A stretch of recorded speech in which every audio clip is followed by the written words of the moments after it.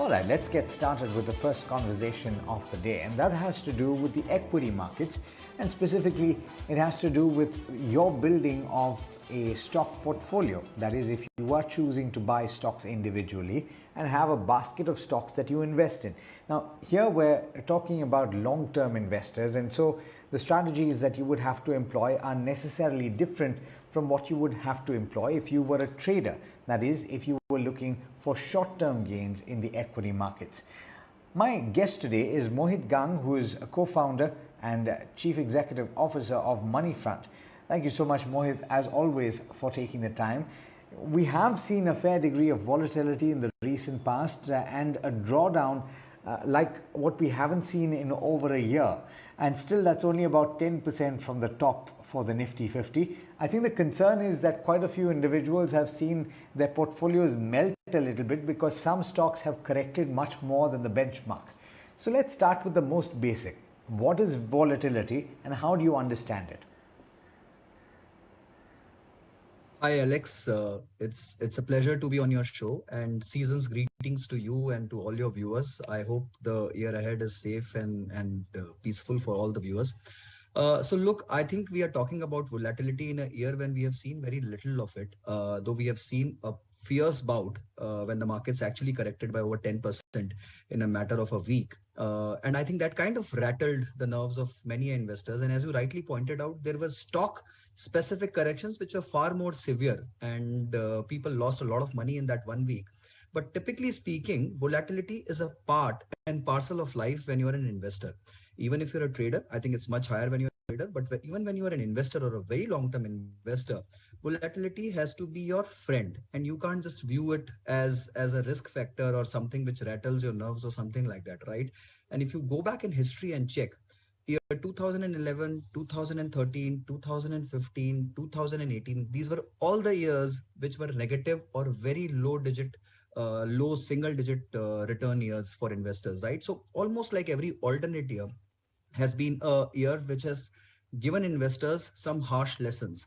It's only last 2.5 years that investors have actually seen a one-way ride, right? Now, what exactly is volatility? The market's movement up and down from what you anticipate or what you expect, whatever has been the mean return or the return par course or return which is your expectation, the deviation from that is volatility. In simple words, it's risk basically, and in mathematical terms it's the standard deviation, right? So I think it's just about how you try and live with it, how you try and identify and do your process of investing right, how you identify your stocks right, and how you do your asset allocation right, which will help you tackle the overall volatility in the market. I think we spoke about this in a slightly different context when we were trying to understand alpha and beta and various other Greek alphabets and how they pertain to the equity markets. But let's talk a little bit more about the volatility that we're seeing in the recent past, right? I think a lot of investors, Mohit, that got in after that big crash in 2020 haven't seen this kind of drawdown that we saw in December. What advice would you give them, at least initially? And we'll get to the specific advice in terms of how to deal with volatility. But first, in terms of this sharp correction, and of course, it's still only about 10%, but how does one face this? How does one react to it? Look, I think the basic lesson for investors has to be drawn from what happened in 2020 March end, right? That week of March or last fortnight of March 2020 and first week of April was a massive correction in the market, and most of the investors actually lost a lot of money, and quite a number of them exited and then never entered back, right? And that's where the lesson lies in stock markets, in investing per se. If you get scared of these volatilities, if you get scared of these drawdowns which are huge at times, right, and kind of pull out your money, then the time to invest in is never right, never appropriate. You'll always try and justify your exit. You'll always try and justify that there can be a correction which will round the corner and I will perhaps make an entry when my reasonable price comes up on the screen. And that never happens, honestly. Markets have been one way up like a rocket since last April onwards. And if you see last 1 year returns, it's been year-to-date returns have been almost like 23, 25 odd percent for the markets, and last 2 year returns have been actually like good 58, 60 odd percent on the broader indices, right? So that's a very, very huge return to be missed out. So the key lesson for the investors out here is you have to just stay put, be long in the market if you really are a long term investor. If you're a trader, it's a different thing. But if you're an investor for 5 years, 10 years, 15 years, then you can't get rattled off with these kind of rallies. As I told you at the start of the show, every alternate year, 11, 13, 15, 18, we have seen a big drawdown in the markets. In before 11, obviously everyone knows about 2008, right? But we have consistently seen these kind of drawdowns, and people who have stayed put through the course, they are the ones who are actually making and minting a lot of money. So if you really want to make volatility your friend, you have to have patience, you have to spend time in the market, and you just don't have to time the market. Absolutely, and there are those stories of how if you've kept at it and if you stayed invested for over a decade, over 2 decades, that is the kind of increase that you would see in your wealth because of how compounding comes into play. But we'll speak a little bit more about how to make volatility your friend, the basic tips and tricks. Mohit will give you point-based advice, but we're going to have to slip into a short break. Mohit, do stay with us. We'll be back on this the other side of this break with more on this topic, and we'll help you get everything that you need to know to build a very strong, rock-solid portfolio. Do stay tuned.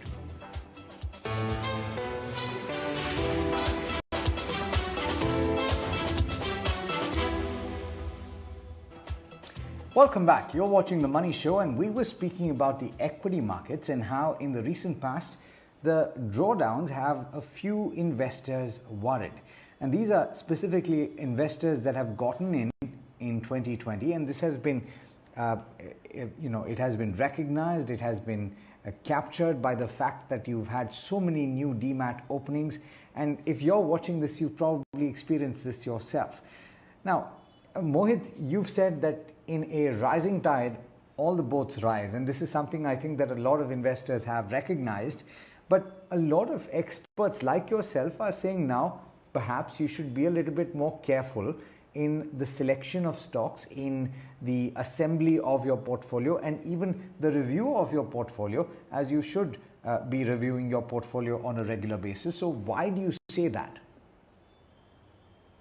Absolutely, Alex. I think these are the times when you have to be extremely, extremely careful. Look, it's a well-known fact that you tend to make hay while the sun shines, right? And when everything is rising, you don't kind of differentiate between the wheat and the chaff, right? And what is happening in the market today is whatever you are touching is turning into gold. Retail investors are getting drawn into the market. There is an IPO frenzy out there. Every other IPO is getting listed at a huge premium. People are minting a lot of money, and these are absolutely euphoric times. But when you go through such a phase, when the stocks rise with such velocity and with such momentum in a short span of time, then obviously the price kind of rises beyond what is the fundamental value.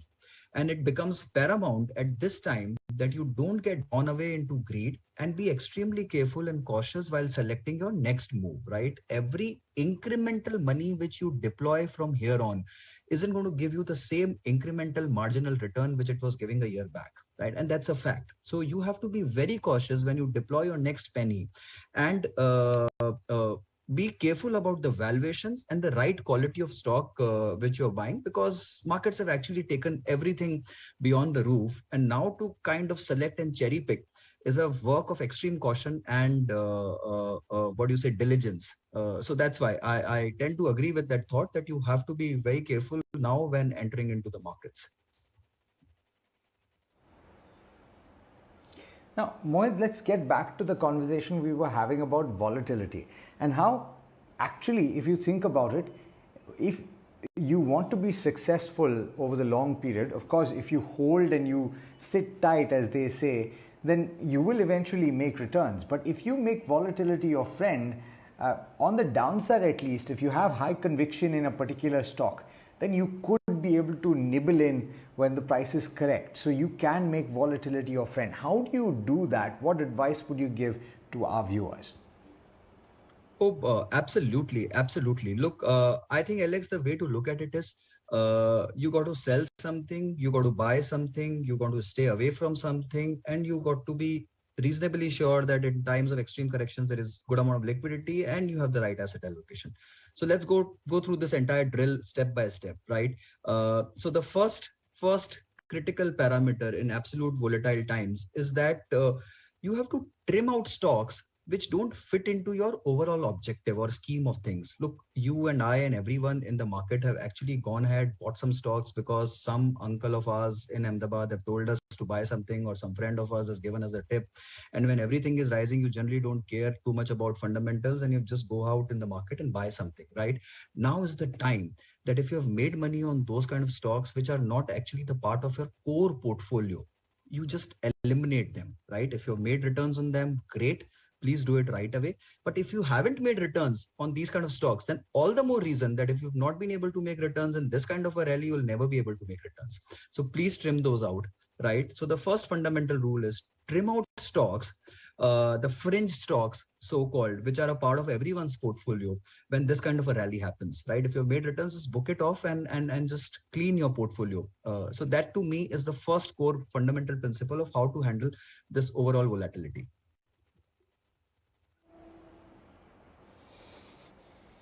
Okay, but when you're looking at buying stocks, how would you deal with them? Because I think to a certain extent there are some that are the traders' favorites. Would you say that it's a good idea to stay away from them?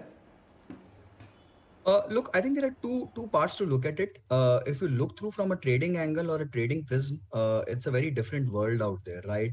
It's a pure play momentum game in the market, and you got to then bet on very short-term calls and technical parameters. But from a buying perspective, what you have to do is, if you really want to handle overall volatility going forward in future, then what you have to do is you have to buy stocks which were always on your wish list, but you have not been able to do so for multiple reasons, right? So let's say there are stocks which are available in the market which have not risen or which have not given that kind of a return in last 1 year as the larger part of the market. So let's say the FMCG pack. I'm just taking an example. For last 1 year, the returns are in low single digit, barring few stocks here or there. But if you really want to buy some quality names in the FMCG pack, and you kind of think that these are stocks for next generation or these are stocks for your 20-year kind of a portfolio, you need to buy them today, right? So let's say an ITC. I'm just taking an example. Everyone knows it's a great value pick. It's a superb stock on valuation. It's a cash rich company basically, and you've not been able to ever buy it. Perhaps it's just not moving. It's just not moved. Sorry, in this entire rally. So that's the time to go ahead and pick it up, right? In no way this should be construed as an advice. I'm just taking it as an example. But you got to buy something which was always on your wish list, which has not moved much, and which still offers you a great value, and you want to hold as a part of your core portfolio.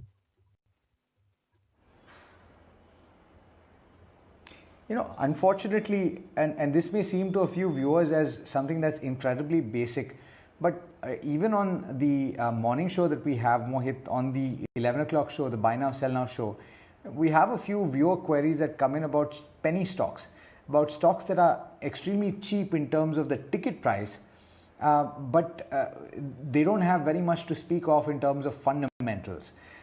What advice would you give to people? Because I think they misconstrue this idea of something being available for less than 10 rupees or 5 rupees as a great value pick, as something that they could gain tremendous money on without losing too much value. I get you, Alex, and I think that's a typical phenomena in every bull market. We have seen that time over and time again, that retail investors get drawn into this frenzy and they start buying smaller stocks, unknown names, basically those they find on social media or they hear it from as tips from their friends or someone, right? In this kind of a market, extremely important going ahead, especially in 2022, that you strictly stay away from all those stocks. I would rather caution everyone and urge and implore that you be towards the large caps, towards the blue chips, towards the well-known quality names. It's okay to forego some part of the return, but it'll be extremely painful if you get stuck with these kind of names. Like, look, from experiences before, I can tell you, I have seen clients from 2008 correction who are still stuck with stocks like JP Associates and HDILs of the world and all those kind of names, right? People bought in and could never sell those stocks, and they've lost almost like 80-90% of their values in this stock. So extremely important when you getting into a stock. Point one, just see what is the liquidity on the stock, right? There has to be enough and substantial volume on the stock which is getting traded, because if tomorrow you have to make an exit and there are only 10,000, 15,000, 50,000 shares being traded in a day, you'll just get stuck in that stock. There has to be substantial everyday volume in the cash market, basically on a particular name when you go ahead and buy it, right? So that's the core rule of it. Obviously, the other parameters, other matrices like your EPS growth, like your earnings trajectory, like your valuations and ROE and ROCs and all those kind of things, if you can track and if you can make sure that you've studied those and compared it with the peer group and the benchmark stocks, then go ahead and please buy. It's not about the price of the stock always. Even a 20-50 rupee stock could be a good quality stock, and obviously 2,000-5,000 rupee stocks could be a good stock, and vice versa. They could be bad picks in the portfolio. But you have to be fairly confident. Liquidity has to be fairly high, and it's not a time to be a cowboy in the market. Trust me, people can get just washed away in one kind of a correction, and we have not seen a fierce correction this full year. We've only seen a 10% drawdown on the way down. So we have actually not seen any kind of a correction this year, and I'm sure in 2022 that patience will get tested sometime, basically. Absolutely, and you said it, it's not a time to be a cowboy. Have your view, of course, on the horizon, as both Mohit and a lot of our experts keep pointing out, and have conviction in the stocks that you buy. Mohit, as always, it's been an absolute pleasure speaking with you. Thank you so much for joining in, and wish you and your team and your family a very happy new year from all of us here at ET Now. Thank you very much, Alex, and wish you the same, and to all your viewers a very happy 2022.